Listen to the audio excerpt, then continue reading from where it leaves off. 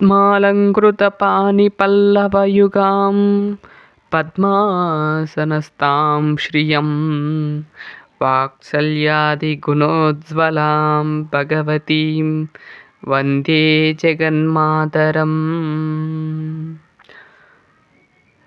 శ్రీ వెంకటేశ్వర స్వామి వారి వైభవోత్సవాలలో 4వ నాడు శ్రీ పద్మావతి అమ్మవారికి స్నపన తిరుమంజన కార్యక్రమాన్ని వీక్షిస్తున్నాం. అమ్మవారికి విశేషంగా పంచామృతాలతో అభిషేక కార్యక్రమం జరగబోతున్నది. అభిషేకానికి ముందుగా జరిగే ఈ సేవలన్నీ కూడా వీక్షించండి. అమ్మవారికి చామర సేవ, ఛత్ర సేవ, అలాగే ముఖ దర్శనం, అలాగే దంతస్నానం అటువంటి కార్యక్రమాలన్నీ కూడా పూర్తి చేసుకునే అమ్మవారు తాంబూలాన్ని కూడా స్వీకరించి మనందరికీ కూడా అనుగ్రహాన్ని కలిగిస్తుంది. ఆ పద్మావతి అమ్మవారు శ్రీ వెంకటేశ్వర స్వామి వారి యొక్క పట్టపురాణి శ్రీ పద్మావతి అమ్మవారు. అటువంటి అమ్మవారికి జరుగుతున్న ఈ కార్యక్రమాన్ని మనం వీక్షించటం వల్ల ఆ వెంకటేశ్వర స్వామి వారు మరియు పద్మావతి అమ్మవారి యొక్క కరుణా కటాక్షాలు మనందరి మీద ఉంటాయి. ఎప్పుడూ కూడా అమ్మవారిని దర్శనం చేసుకోండి. అభిషేక కార్యక్రమాన్ని మొదలు పెడుతున్నాం. ఓం పద్మావతీ దేవ్యై నమః.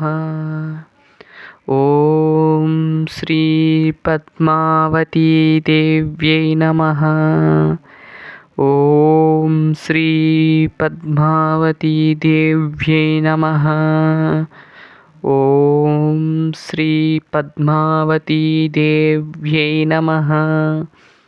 ఈ మంత్రాన్ని ఎవరైతే ప్రతిరోజు స్మరిస్తారో, అలాగే ఉదయం లేచి అలాగే ఈ అమ్మవారి యొక్క నామాన్ని ఎవరైతే పూజిస్తారో అటువంటి వారందరికీ కూడా అమ్మవారి కరుణా కటాక్షాలు వారందరి మీద ఉంటుంది.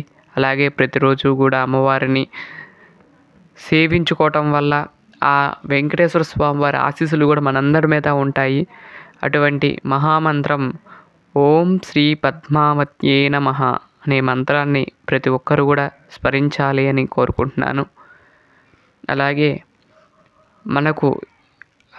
మన కోరికలన్నీ తీర్వాలి అంటే కనుక స్వామివారి కంటే ముందుగా అమ్మవారికి కనుక విన్నపించుకుంటే మనం స్వామివారి దగ్గరికి వెళ్ళేటప్పటికి మన కోరిక అనేది అమ్మవారికి తెలుసు కాబట్టి అమ్మవారు మన గురించి అక్కడ చెప్పి మన కోరికలన్నీ కూడా వెంకటేశ్వర స్వామి నుండి తీరుస్తుంది. కాబట్టి ముందుగా తిరుచానూరు వెళ్ళి అమ్మవారి దర్శనం చేసుకుని మీ యొక్క మనోవాకాలు అలాగే మీ యొక్క కోరికలు అమ్మకు చెల్లుకుని ఆ తర్వాత స్వామివారి సేవకు వెళ్ళి అప్పుడు స్వామివారి దగ్గర కనుక మనం ఇంకొకసారి మొక్కితే అమ్మవారు చెప్పి అనుగ్రహం ద్వారాగా మనకి తొందరగా కూడా పనులన్నీ కూడా తీరిపోతాయి.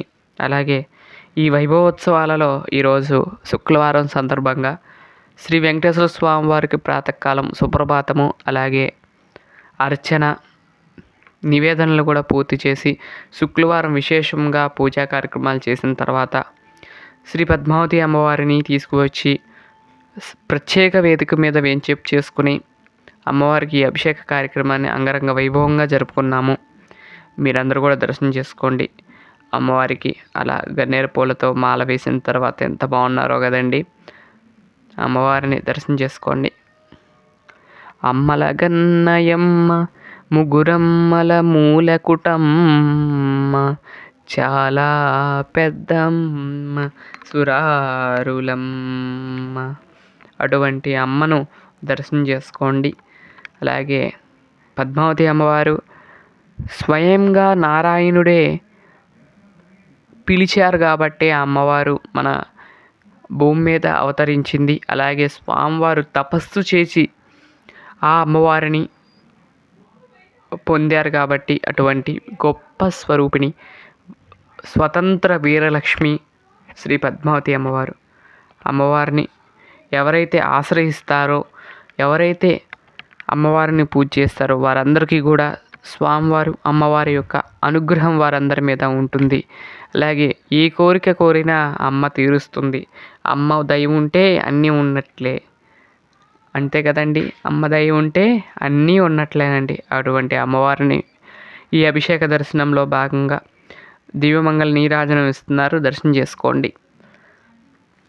ఆ తర్వాత అమ్మవారికి పసుపుతో అలంకరణ జరుగుతుంది, దర్శనం చేసుకోండి.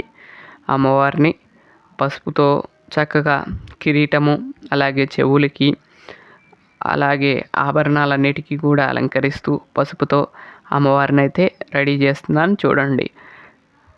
అమ్మవారికి పసుపుతో చేయటం అంటే చాలా ఇష్టం అండి. అలాగే లక్ష్మీప్రదం కూడా పసుపు. అటువంటి లక్ష్మీప్రదమైన పసుపుతో అమ్మవారిని అలంకరించడం వల్ల మనందరికీ కూడా మంచి జరుగుతుంది. అలాగే ఆ వీక్షించటం వల్ల కూడా చాలా మంచి జరుగుతుంది. అలాగే ఈరోజు యొక్క కార్యక్రమంలో దాతలుగా మాధవి గారు హైదరాబాద్ నుండి వారైతే ఈరోజు కూడా అమ్మవారి సేవ కోసమని మనీ అయితే పంపించారండి. ఈరోజు అభిషేక సేవకు కూడా వారి పేరు మీద అర్చనా కార్యక్రమాలు అయితే పూర్తి చేశాము. అలాగే ఈరోజు మన సబ్స్క్రైబర్ల అందరి ద్వారాగా వాళ్ళందరి పేరు మీద కూడా నేను అర్చన చేసి ఈరోజు అభిషేకంలో శుక్రవారం ఆ అమ్మవారికి మనందరం చేసినట్లుగా భావించండి. వీడియో చూసే ప్రతి ఒక్కరి తరపున అమ్మవారి యొక్క అభిషేకం జరుగుతుంది.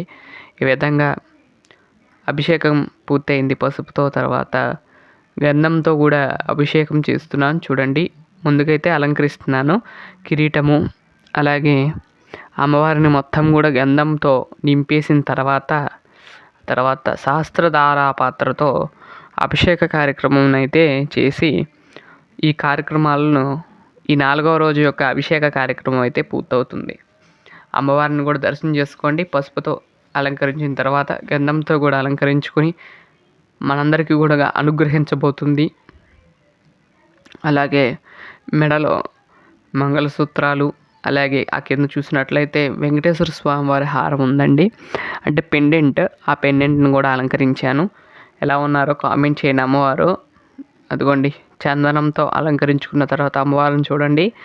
ఆ గంధపు చీర మీద అలా రెడ్ కలర్లో కుంకుమ ఎలా కనపడుతుందంటే అదొక డిజైన్ అల్లే ఉందండి, శారీకి డిజైన్ అల్లే ఉంది. ఎంత బాగుందో కదా. ఆ తర్వాత ఇలా మాల వేసిన తర్వాత తులసి మాల, అలాగే గన్నేరు మాల వేసిన తర్వాత చూడండి ఎంత బాగుందో అమ్మవారు. ఇక్కడికి వచ్చి కూర్చున్నారా అన్నట్లుగా అనిపించారు. మీకు కూడా అనిపించారండి? ఎంత బాగున్నారో కదండి. ఆ అమ్మవారిని ఇలా చూస్తుంటే 2 కళ్ళు సరిపోవట్లేదండి, అంత బాగున్నారు కదా.